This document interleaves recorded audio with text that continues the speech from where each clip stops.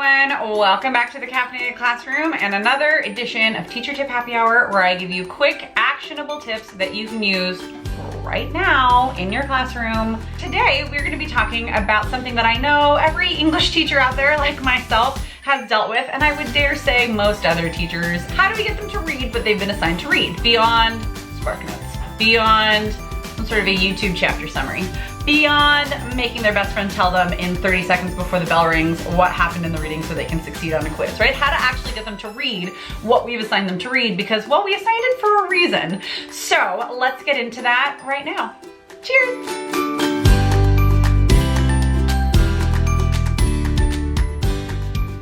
So the whole idea of reading, getting students to read, develop their capacity and their skills for reading, their reading stamina, right, is something that I have made a pillar of my classroom over the last couple of years. And so I want to start off with a couple of resources that I have found invaluable in changing the way I look at things and just helping me with some strategies as to how to develop a curriculum that is rich with reading, engaging reading, and getting students to actually, well, read.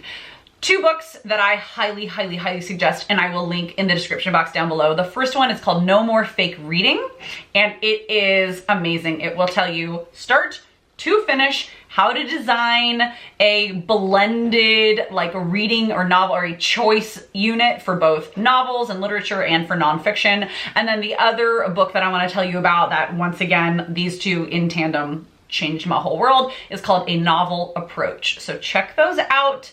I will put the Amazon links down below because they are pretty stinking great and worth it. So my very first tip in how to get students to actually read, and mind you, this comes from a classroom where I have seen a marked improvement in students who actually read, both from my own observations, from what their parents tell me, and from students surveyed and their own remarks. Students are actually reading in my class, not 100% of the time, 100% of kids, but you know what? There's been a big improvement. So let's talk about how I did it. The first thing that I did is I engaged them with choice.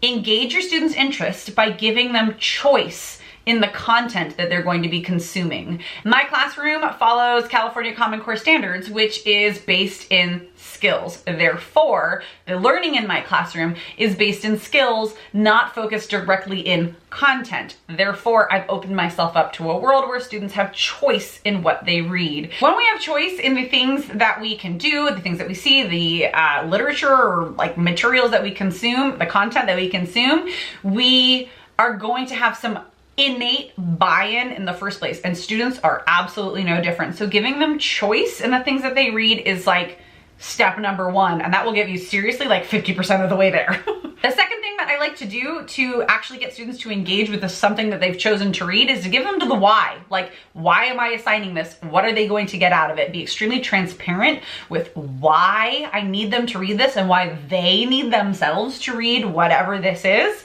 And this is what we're going to do with it. It gives them purpose for reading so that they don't feel like they're just floating out into space. It helps them focus in on the material that they're actually going to be consuming. And it just gives them, once again, beyond engaging with interest, it gives them a little bit step more buy-in, like, okay, well, I'm gonna get something out of this. And that's not like a selfish, I'm gonna get something out of this. It's more of like a, what am I gonna get in exchange for expending my energy, right? Like, what's the exchange that's going to be going on here?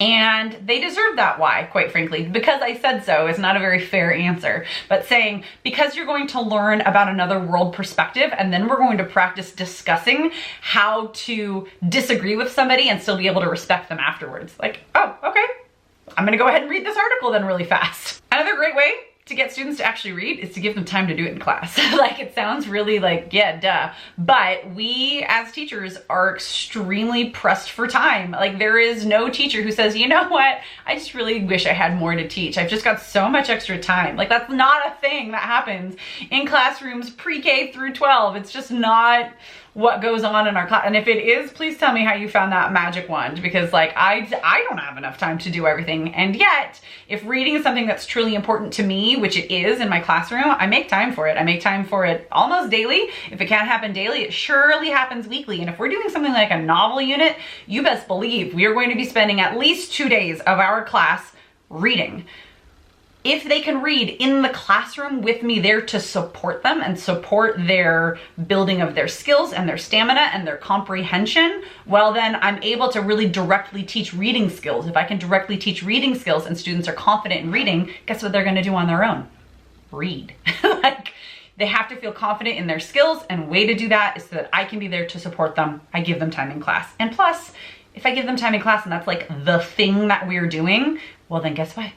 They're gonna need to do that. And then last but not least, and this one is hard for a lot of us like bleeding heart teachers out there, but if students aren't gonna read and it is their assignment, they're being defiant and they're not meeting their like social contract expectation of, I am teacher, I am going to prepare and plan units and assignments and things for you to learn with, and you in return as student are going to engage with those things appropriately in a way that you are assigned, so that then you can show me what you've learned and I can assess your learning, right? Like that social contract, if students are falling short on their end of engaging with the material part, then they're gonna fail. Like that's it. They don't do the work, they're gonna fail. At my job, if I don't do my work, I'm probably not gonna have a job for very long. So like, let's also think about in school, we're teaching them real life skills. So how to get students to read, let them fail.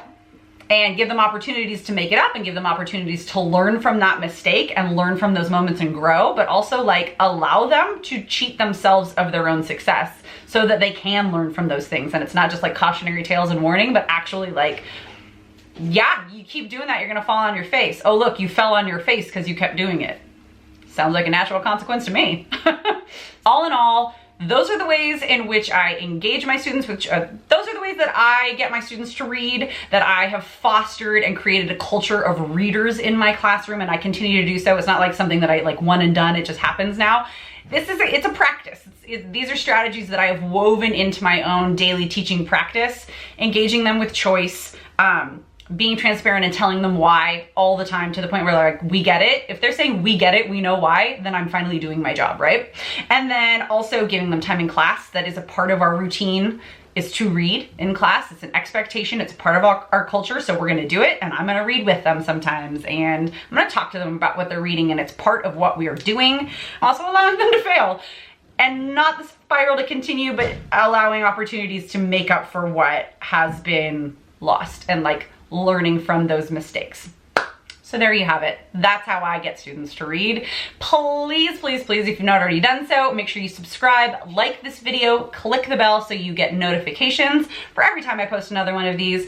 Please leave down in the comments below your biggest takeaway from today's video, or any burning questions that you still have, so that we can connect.